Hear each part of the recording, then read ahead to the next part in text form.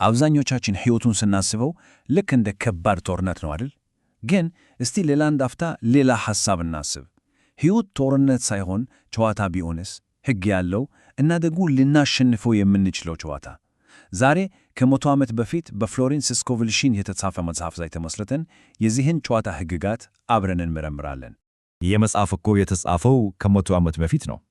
ግን የሚገርመው የያዘው ጥበብ ዛሬም ቢሆን አዲስ ነው።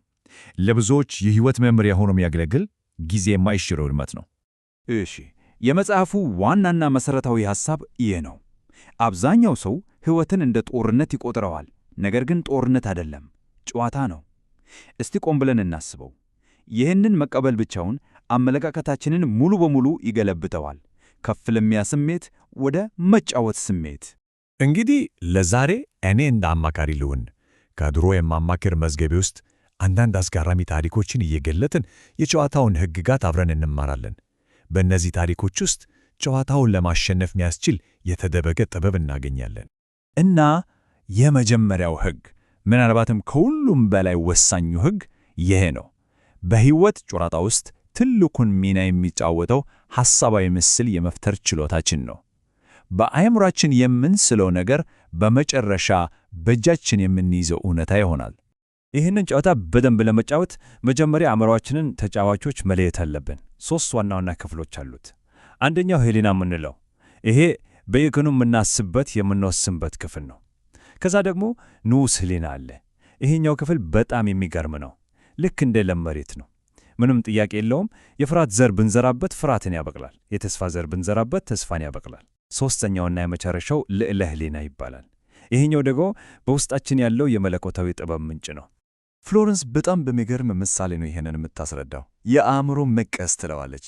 እስቲ አስቡት፣ በየቀኑ በአእምሮአችን የምናስባቸውን ምስሎች ያለማቋረጥ እየቆረጠ ወደ እውነታ ዓለም የሚጨምር መቀስ። ይህ ማለት እኮ የነገ ሕይወታችንን ዛሬ እየቀረጽን ነው ማለት ነው። የሐሳብ ምን ያህል ኃይለኛ ግን ደግሞ አደገኛ ሊሆን እንደሚችል ለማሳየት ከመዝገቤ የመጀመሪያውን ታሪክ ላካፍል። ታሪኩ እንዲህ ነው። ሰውየው ይሄ በሽታ እንዳይዘው በጣም ይፈራ ነበር። ስለዚህ ምን ያደርጋል? ስለ በሽታው ያለማቋረጥ ያነባል። ቀን ከሌት ስለሱ ያስባል። በአእምሮ ውስጥ የበሽታውን ግልጽ ምስል ቀረጸ እና ምን ሆነ መሰላችሁ? ያው ንዑስ ሕሊናው ይህንን ምስል እንደ ትእዛዝ ወስዶ በሰውነቱ ላይ እውን አደረገው። መጨረሻ ላይ በገዛ ሐሳቡ ሰለባ ሆኖ ሞተ። በጣም አሳዛኝ ነው፣ ግን ሐሳብ ምን ያህል አጥፊ ኃይል እንዳለው ያሳያል። እሺ፣ ከአእምሮ ምስል ወደ ሁለተኛው የጨዋታው ሕግ እንለፍ። ይህም የቃላት ኃይል ነው። ከአንደበታችን የሚወጣ የትኛውንም ቃል የራሱን ዓለም የመፍጠር ወይም የማፍረስ ብቃት አለው። ለዚህም አንድ ታሪክ አለ ከመዝገቤ። ቀልደኛዋ ወራሽ የሚለው ታሪክ ነው። ይሄ የቃላትን ወጥመድ ነው የሚያሳየው። ይቺ ሴት በጣም ሀብታም ነበረች፣ ግን አንድ መጥፎ ልማድ ነበራት። ሁልጊዜ ለድሆች ማደሪያ እየተዘጋጀሁ ነው እያለች ትቀልድ ነበር። ያው ለእሷ ቀልድ ነበር፣ ግን ቅድም እንዳልነው ንዑስ ሕሊና ቀልድ አያውቅም። ተደጋጋሚ ንግግሯን እንደ እውነተኛ ትእዛዝ ወሰደው። በጥቂት ዓመታት ውስጥ ቃላቶቿ እውነታ ሆኖ ራሷን ከሞላ ጎደል ድሃ ሆና አገኘችው። ትምህርቱ በጣም ግልጽ ነው አይደል? ንዑስ ሕሊና ምንም አይነት የቀልድ ስሜት የለውም። የእያንዳንዱን ቃል ቃል በቃል ነው የሚቀበለው። ስለዚህ የምንናገራቸውን ቃላት ቀልድ እንኳን ቢሆኑ በጣም በጥንቃቄ ማምረት አለብን። እሺ፣ ሦስተኛው መርህ ላይ ደርሰናል። ይህኛው ምናልባት ትንሽ ግራ የሚያጋባ ሊመስል ይችላል። ያለ መቃወም ሕግ ይባላል። ዋናው ሐሳቡ አንድን ነገር በኃይል በተቃወምነው ቁጥር የበለጠ እንዲጣበቀን እናደርገዋለን የሚል ነው። ልዩነቱ ይሄ ነው። አንድን ነገር ስንቃወም ጉልበታችንን፣ ትኩረታችንን፣ ስሜታችንን በሙሉ እንሰጠዋለን። ይህ ደግሞ ያጠነክረዋል። ነገር ግን ያለ መቃወም ማለት ችግሩን ችላ ማለት ሳይሆን ውስጣችን ሳይረበሽ ከፍ ያለ መፍትሔ እንዳለ ማመን ነው። ያኔ ሁኔታው በራሱ ጊዜ ይፈታል። ለዚህም አንድ በጣም አስተማሪ ታሪክ አለ። እናቷን ያገባችው ሴት የሚለው ከችግር መሸሽ መፍትሔ አለመሆኑን ነው የሚያሳየው። ይቺ ሴት ያለችውን በገጽታ ልጥቀስ። ቤቴ ውስጥ ደስተኛ አልነበርኩም። እናቴን አልወዳትም ነበር። ስለዚህ ከቤት ሸሽቼ ያገባሁ። ነገር ግን ያገባሁት እናቴን ነው። ምክንያቱም ባለቤቴን ልክ እንደ እናቴ ነበር። ይህ እኮ በጣም አስገራሚ ነው።